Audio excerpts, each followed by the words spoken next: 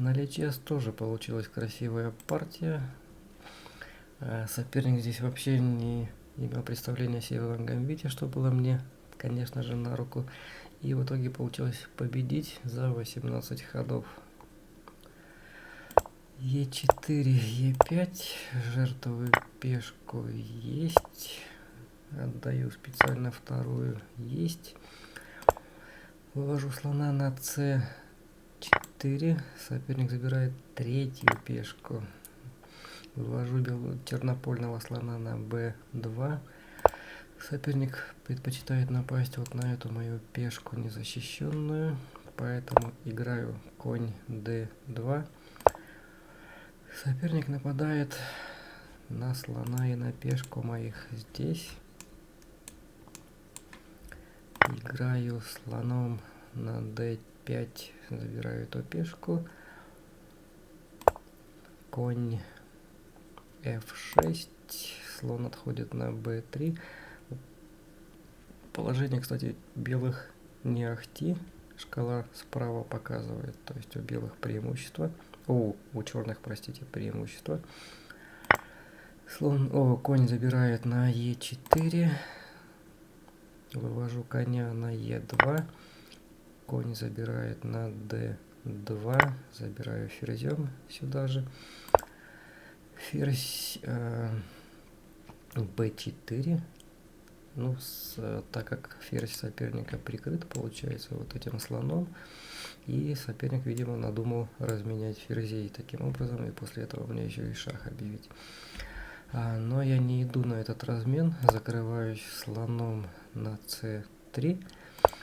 Соперник прикрывает ферзя на а5. Здесь тоже предлагает размен. А если я бью слоном на b4, бьет слон на b4, и у меня получается ферзь связан.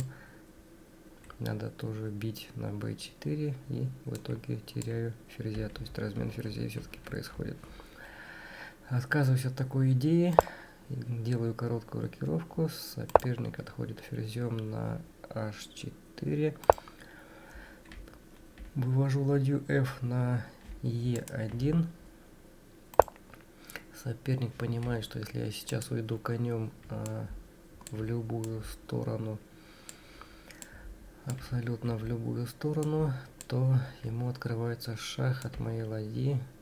Поэтому он выводит белопольного слона на e6.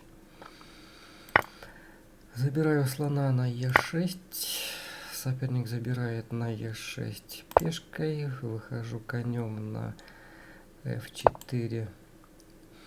Король начинает движение